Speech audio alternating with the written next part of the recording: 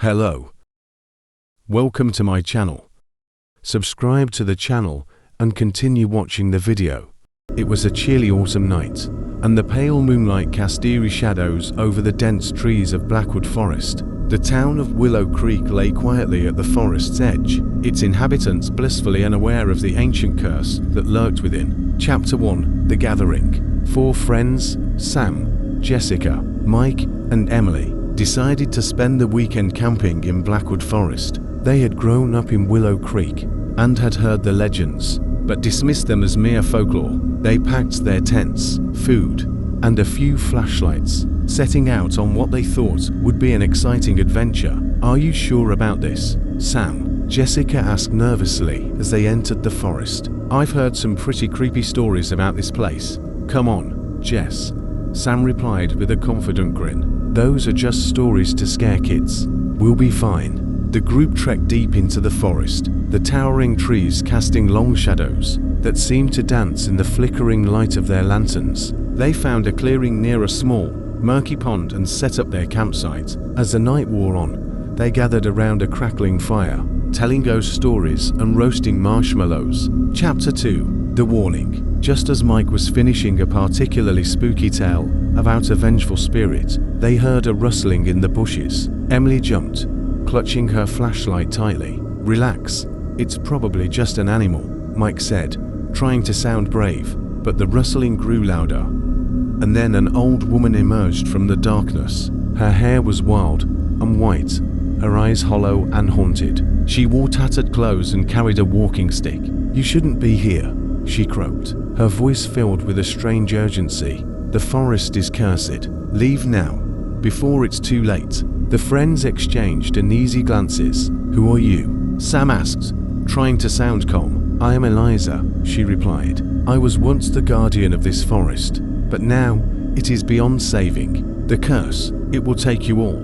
Before they could respond, Eliza vanished into the trees as mysteriously as she had appeared. Chapter 3: The First Night. Trying to shake off the encounter, the group decided to call it a night. They retreated to their tents, but sleep did not come easily. Jessica lay awake, listening to the sounds of the forest, the rustling of leaves, the hoot of an owl, and then footsteps. She sat up, her heart pounding. The footsteps were slow and deliberate, moving closer. She grabbed her flashlight and unzipped her tent, peering out into the darkness. There was nothing there. Suddenly, a blood-curdling scream pierced the night. It was Emily. The friends rushed to her tent, finding her wide-eyed and trembling. "I saw something," she whispered, her voice shaking. "A figure, standing by the pond. It looked like ... like Eliza."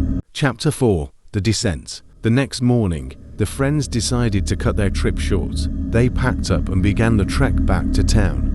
But the forest seemed different. The trees appeared more menacing, the shadows darker, and then they realized they were lost. "How can we be lost?" Sam muttered, checking the map for the umpteenth time. "We followed the trail exactly. Maybe the curse is real," Jessica whispered, her eyes wide with fear. As the day turned to night, the friends grew more desperate. They set up a makeshift camp, but none of them slept. Strange noises echoed through the forest, and the feeling of being watched was overwhelming. Chapter 5: The Haunting. Over the next few days, their situation worsened. Food and water ran low, and paranoia set in. They started seeing things, shadowy figures lurking just out of sight. Whispers carried on the wind. One night, Mike disappeared. They searched frantically, but found no trace of him. The next night, Emily vanished too, leaving only a terrified scream behind. Sam and Jessica were the only ones left. Exhausted and terrified, they huddled together by the dying fire. "We need to find a way out," Sam said, his voice barely a whisper. But as dawn approached, Jessica felt a cold hand on her shoulder. She turned to see Eliza standing there, her eyes empty and sorrowful. "It's too late," Eliza said softly. "The curse has claimed you all." Chapter 6: The End. Jessica woke with a start, but Sam was gone. She was alone. Driven by sheer terror, she ran through the forest, branches clawing at her skin, shadows closing in from all sides. She stumbled into the clearing by the pond, where the curse had begun. There, In the moonlit reflection of the water, she saw them, her friends, their faces pale and eyes lifeless, standing in the water. "Join us," they whispered in unison. Jessica screamed, falling to her knees. As the cursed waters rose around her, she felt a cold embrace pull her under. Epilogue. The town of Willow Creek mourned the loss of the four friends, but as time passed, they became just another part of the legend of Blackwood Forest. And on quiet, moonlit nights, if you listen closely, you can still hear their whispers carried on the wind, warning others to stay away from the cursed forest.